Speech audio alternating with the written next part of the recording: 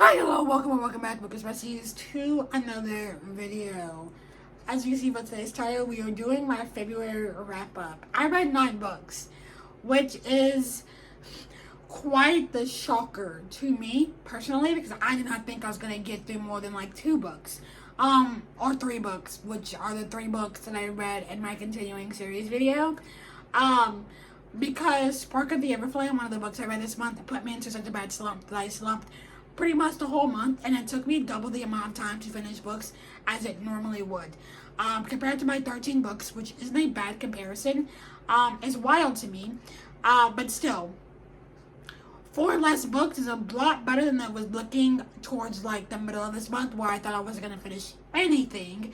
So with that being said, let's hop straight into some stats for the month of February. So as I mentioned previously, I finished 9 books in the month of February, which equated to 3,983 pages, which is not actually that much. It's a little over 1,000 less than January, which isn't too bad considering a couple of books I read this month were over like 600 pages. So take that as you will. I read some thicker books this month for sure. For sure. There are a couple like 600, 700 page books in here. And my average rating for the month was 3.86, which is on the lower end for me, considering I tend to usually rate a good portion of my books 4 stars. I have gone a lot harder on my books at harsher ratings because I know what I like and what I don't like in books, so my average ratings have been varying, but for right now they sit in the 3.9 to like the 4.0 range most of the time. So for this to be a 3.86, kind of on the lower end for me, but I'm not shocked considering I had a 3-star reads this month and only like 1 5-star. So, and then for formats of the book, I read 0 hardcovers, 5 paperbacks, 4 ebooks, 1 audiobook. Now these ebooks and the audiobook, some of those are multiples of books where I read the ebook and the physical book, or just read the audiobook and like a physical book along with it. It just kind of depends, it varies for all of them, but that's pretty accurate considering I have some of these books sitting here with me. Now, a big goal of mine for 2025 was series, and I continued on with 4 series in the month of February, while also starting 4 new series in the month of February. Right?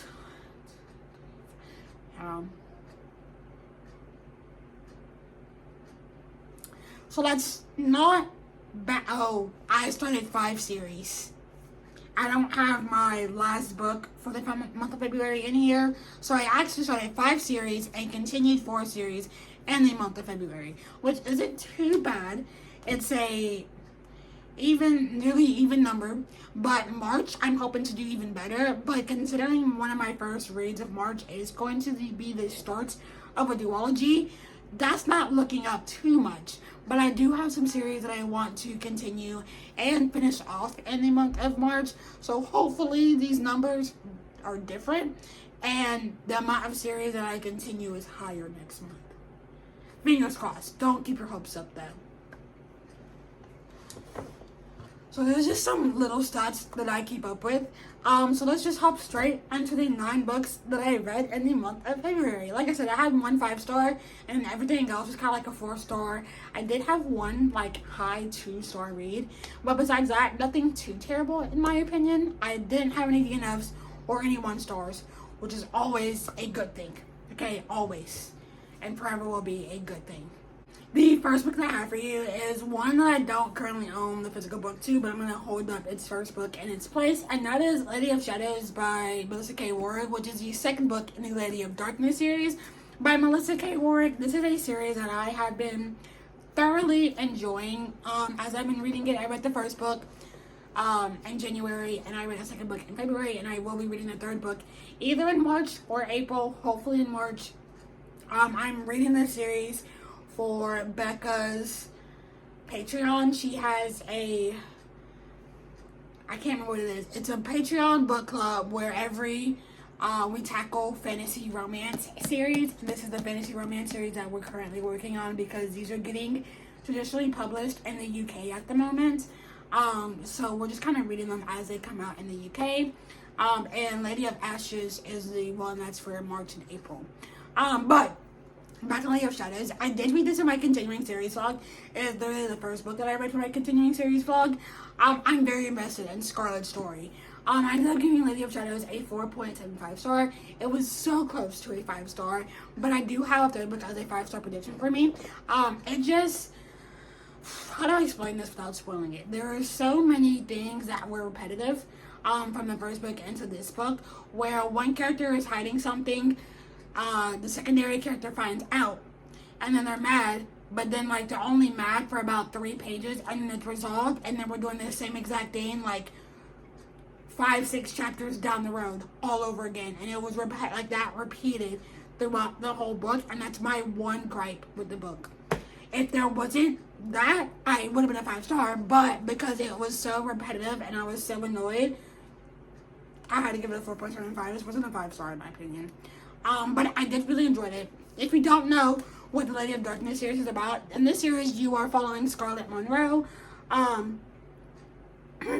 She was owned by the assassin lord along with her 2 sisters until one tragic night, and now she lives in this lord's household until she is ready to fall under the assassin lord and do as he says. That is until one day he decides he wants to give her another chance and gives her an assignment where this assignment will give her a chance to take out the Fae Fire Prince, who is responsible for the death of her mother. Until children start going missing, she throws all of it to the side to figure out why these children are going missing, who's taking them, and what is going on. And along the way, she meets new allies, old friends, and maybe even finds love along the way. I absolutely love Scarlet and her group of friends. In Lady of Shadows, found family is a very, very big aspect of the book, and I absolutely love the found family trope. It's one of my favorite tropes of all time. It was good. I really enjoyed it. Like I said, if that one thing just would not keep happening, if the miscommunication trope happened maybe like once or twice, I would have been okay. But it was like every like so often, and I was like, I'm tired. It's annoying. It's pissing me off. Just talk it out like you're 2 adults who can speak. The next 2 books are also in my continuing series vlog. But the next one I have for you is There Is No Devil by Sophie Lark, which is the second book in the Sinner's Duet by Sophie Lark. I think I gave the first one a 4.25 and I gave this one a 4-star. I enjoyed this slightly less because I felt like the plot was dragged out a bit in this one. Like, yeah, okay, you kind of had to think it out, but I also just felt like things were dragged up a bit too much for my liking, but I still enjoyed this nonetheless, and I definitely recommend you pick this up if you're into a good little quick dark serial on a lighter romance. In this series, in this duet, you were following Cole and Laura. Cole is very rich and well respected in the art world, but what no one knows is he has these dark urges, and he is a serial unaliver who is in competition with Shaw, who is also another sculptor and artist in San Francisco, who is also actually another serial unaliver that he competes with on the regular, I guess. That is until Mara comes into the mix and Shaw attempts to unalive her and leaves her as a gift for Cole, and Cole leaves her basically for dead on the side of the road. She escapes, ends up getting entangled with Cole, which puts her on Shaw's hit list. Now that sounds absolutely insane, but I absolutely devoured this. Like, this is so good. It's so well written. I love Cole. I never thought that would be something I would say. I'm loving a serial unaliver, but he's a fictional character. He's not real, and I despise serial unalivers in real life. It's just fiction, guys. It's not real. Anyways, I don't care. I'm pretty sure this man's a sociopath, and I loved every single moment of him. I can't tell you much about the second one since it is the second one and I duet, but let me just say the spice was spicing. I love Sophie Lark for that, and I can't wait to read more of her books because if the spice is this good, I want to know more. Tell me more. Give me more. The next book I have for you is Killer Instinct by Jennifer Lynn Barnes, which is the second book in the Natural series by Jennifer Lynn Barnes. This is a reread, just kind of make sure that I'm all in for all in. You see what I did there? You didn't like it? Okay. Anyways, I reread this. I actually really enjoyed this. This was a 4.5 star read for me. It was really good. I loved that we were following Dean and his kind of like backstory in this book. Also, the love triangle in this one was the love triangling, and she does pick kind of ish who she's gonna end up with. And honestly, I'm happy about it. I'm happy about it. Anyways,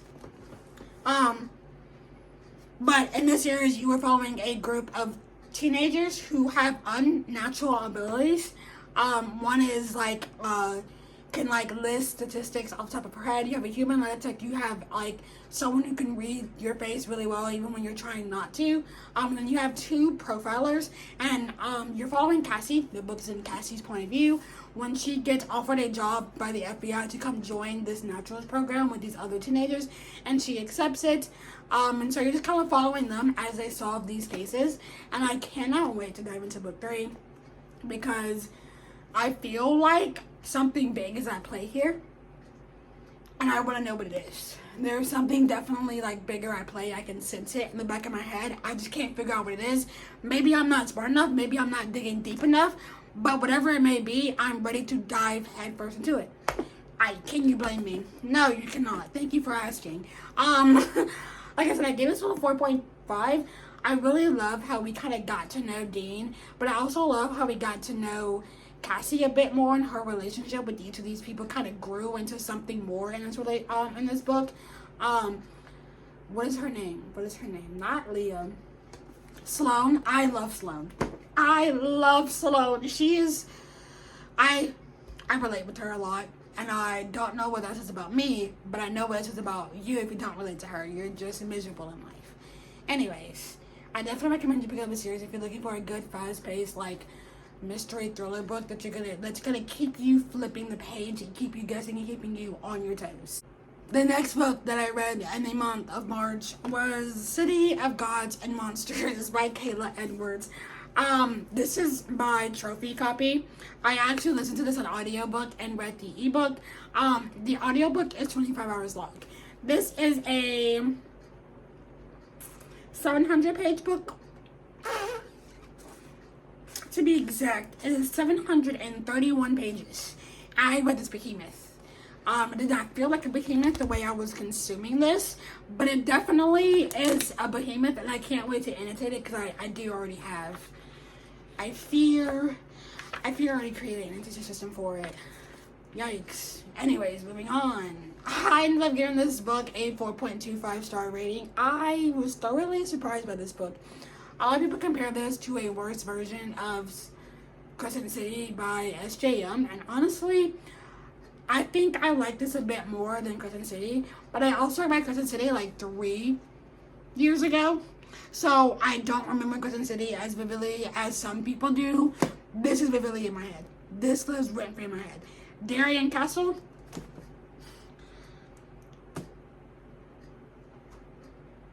No words. Anything. Yeah. No. I'm sad.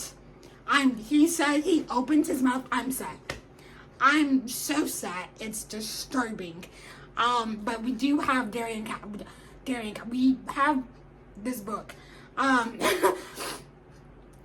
In this book, you are following Lorraine, who has been nothing but ordinary her whole life, a basic human living in this world with vampires, werewolves, shapeshifters, witches, and like other supernatural creatures. And she just pretty much always assumed her life would remain simple, predictable, and she would get through it day by day. That is until she barely escapes being captured one night when she's out with her friends. Come to find out, she was actually meant to be captured. Someone is after her. Someone is hunting her down for some unknown reason. And Darien Castle has been asked to track her down. But when he realizes that she's a human, he's like, what is so special about you? Why are they hunting you? Instead of hunting you, I'm going to figure out what's so special about you and protect you instead. So then you get down to this mix of mystery and intrigue of why these people want Lauren in the first place. And y'all, this book, I didn't think I was gonna like it, to be honest. I had seen Cassidy Comes from Cassidy, give this 5 stars because she read it for her booktuber's favorite video and gave it 5 stars. I was like, I don't know if I'm gonna like it because Rachel from Riverhead Reader gave it like 3 stars. I was like, I'm unsure, and I went in. I didn't pretty much know nothing about this book. I knew Darian Castle, #1 book boyfriend for so many people. Actually, Mariana is one of the people who actually encouraged me to get this book. But I got it. I read it. And I loved it. I do have book 2 on my my March TBR. Hopefully I can get to it because the bad guy did not get caught in this book. So the bad guy is still very much at large in this series. Because you do find out who's like this big bad guy who is orchestrating this whole thing. And once you do, you're kind of like, whoa, this is a big player in the game.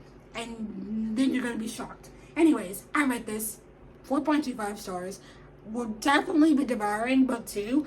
And then I'm waiting on book 3's audiobook to come out before I read book 3 because I like these audiobooks. And these just feel like the right way to do it because these are such thick books and I don't know if I could have myself sit down and read a thick book like this. Maybe I could. Maybe I should try it. The next book that I have for you is one that I read on my iPad, and that is Painted Scars by Neva Altaj. This is a dark mafia romance book series. I'm pretty sure there's like 12 or 13 books in the series, and I only read the first one, and I gave it like a 3. What did I give it? I gave it just a plain 3 star. I actually thoroughly enjoyed this book. It was really good. But it was also kind of mid. The only reason it got a 3 star is because it's Insta Love. But I think all of these are going to be Insta Love because all these books are like 200 and something pages. And that's not enough pages for these people to go from real enemies to like lovers. Or like enemies to like being able to stand each other to lovers. The progression of that, not enough for me. Honestly, these books need to be longer. That's another problem. It's easy to be longer for me to enjoy them a bit more. But besides that, I really liked it.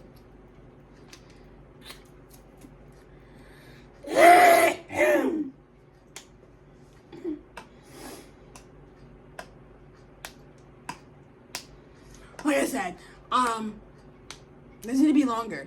In this book, I cannot remember our main characters' names. This is a arranged marriage type of book where our MMC needs to get married in order for him to be able to stay in power because he had been in an accident and he is now in a wheelchair trying to be able to gain the ability to walk again. Slow down. Gain the ability to walk again, and so people think he's weak because of the wheelchair that he is in. But so he decides to get married to this blue girl. And so during his fake marriage, it's only supposed to be for like 6 or so months. And they pretty much just end up falling in love. I really enjoyed it. It's a quick, easy palate cleanser for me that I'm probably going to use to break up some of the fantasy books that I read in March for Ramadan. I'm not going to use any romance books for Ramadan, so there'll just be palate cleansers in between all the fantasy that I read because I feel like I'm about to read a lot of fantasy.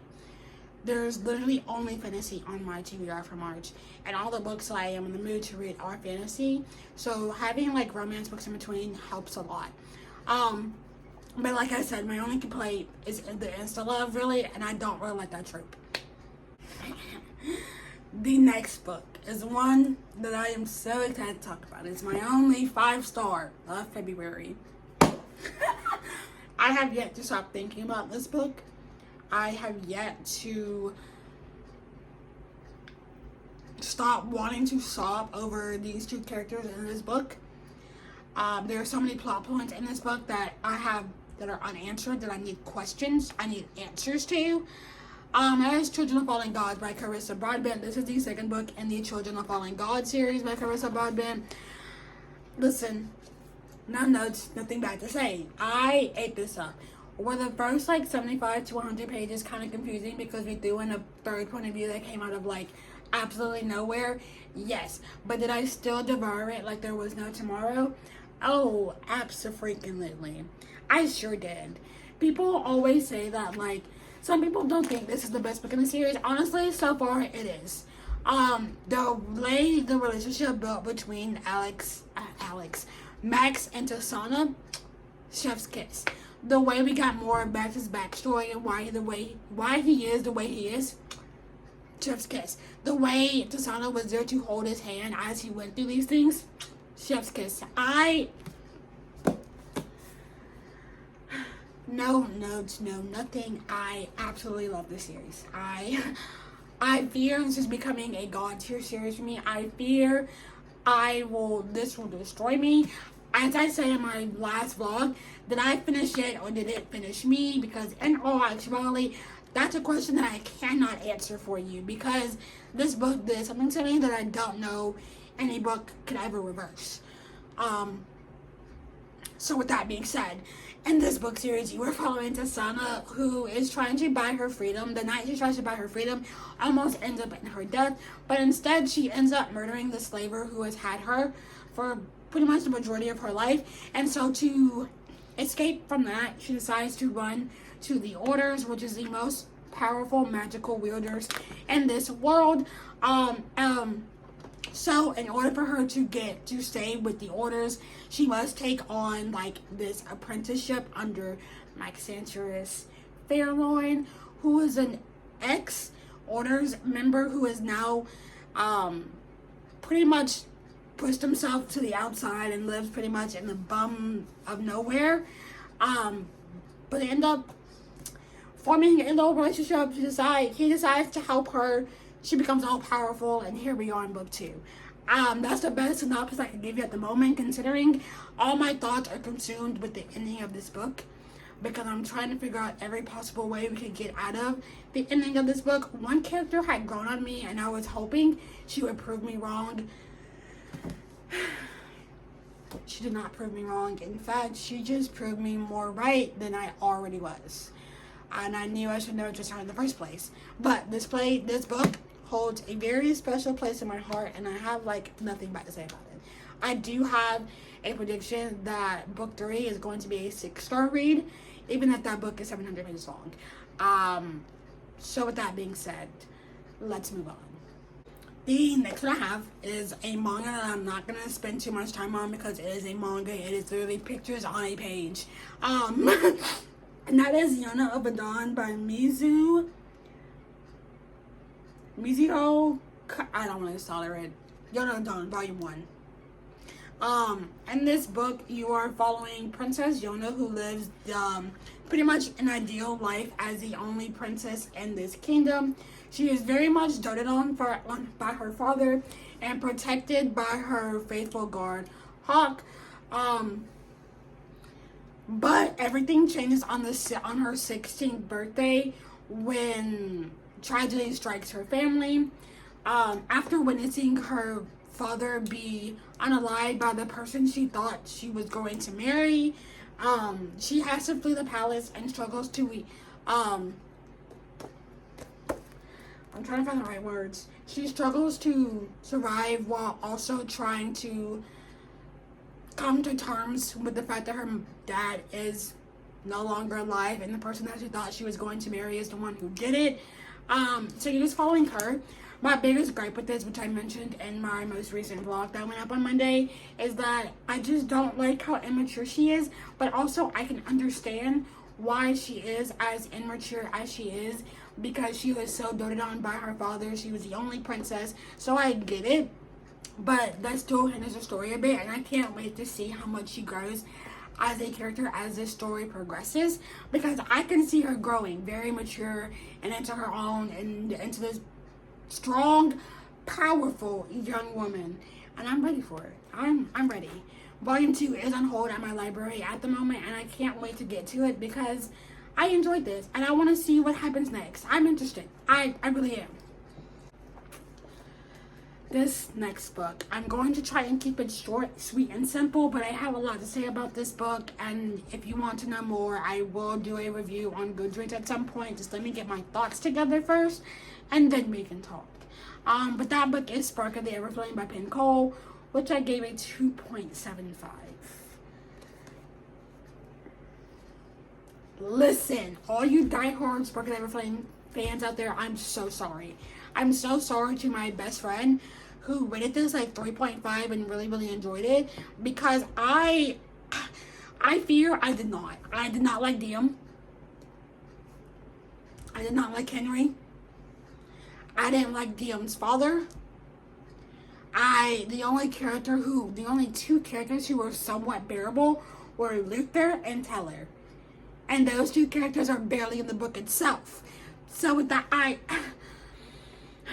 going to read you the back of this because I couldn't even give you a synopsis on what this book is about because I'm still lost as to what this book is about. So here we are. In a world colonized by the gods and ruled over by the descendant, their cruel, magic-wielding offspring, Liam Belcher yearns to escape the insular life of her poor village. Her mother's sudden disappearance and the discovery of a dangerous secret about her past offer Liam an unexpected opportunity to enter the dark world of descended royalty and unlock the web of mysteries her mother left behind. With the dying king's handsome, mysterious heir watching her every move and a ruthless rebel alliance recruiting her to join the growing civil war, Liam will have to navigate the unwritten worlds of love, power, and politics in order to save her family and all of mortal kind. Now that synopsis sounds intriguing, right? It is not well executed. I wish I could go back and erase this book from my mind. The more I think about it, the more I dislike it. The only reason I got a 2.75 is because the last 20 to 30% of this book kept me a little intrigued. Things happened, things picked up pace, and I'm intrigued to go into book 2. But would I ever reread this again? No. No, you couldn't force me to reread this book.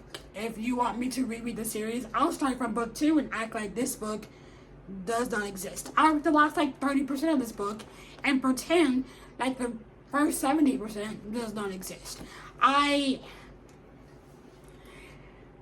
It took me 26 days to read this book. I started it on February 1st, finished it yesterday, February 27th.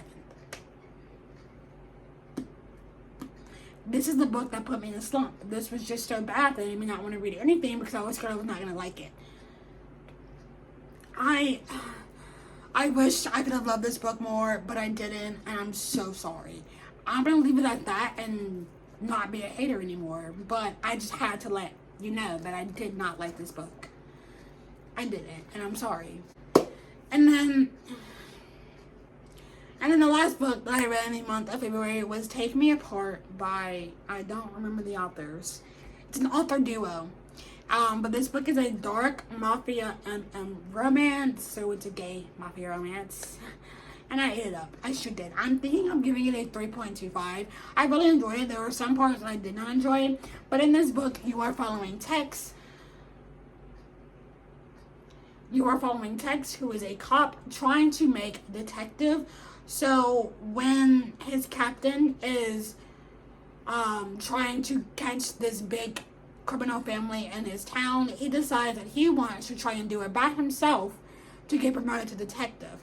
And he throws himself headfirst into the Vitale's family, and he ends up running into Enzo, the youngest brother, I believe, of the 3 brothers who run this crime family.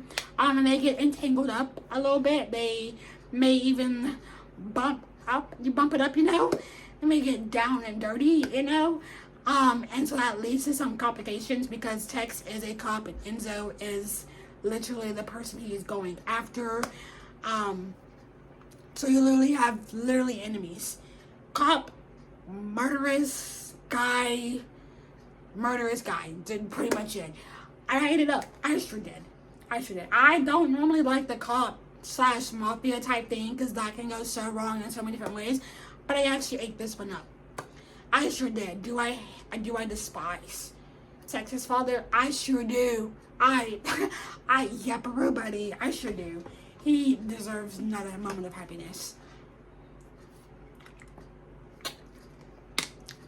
Anyway, with that being said, that's everything I read in the month of February.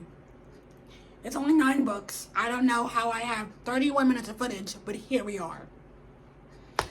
Take that as you will. Anyways, moving on. I had a month, for sure. Yeah, I for sure had a month. Was it a good month? I can't really tell. I did have my 5-star. I did have my 4.75 star. I did have City of Gods and Monsters, and I had Children of Fallen Gods. Like, those were such good reads. And, like, Lady of Shadows, but, like, and Killer Instinct, and There Is No Devil.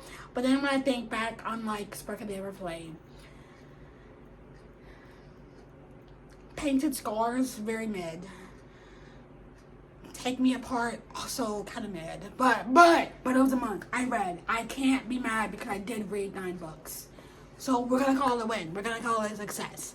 But that is it for today's video. Have a great day, evening, night, morning, afternoon, and whatever awards you are having it in. As always, down below are my Goodreads, my Instagrams, and my Fable. I can't wait to see what March brings me, okay? Because I need some good vibes. Send me all the good vibes my way. Send them to me. I feel them. Thanks. Anyways, that's it for me today, guys. And I'll see you guys in my next one. Goodbye.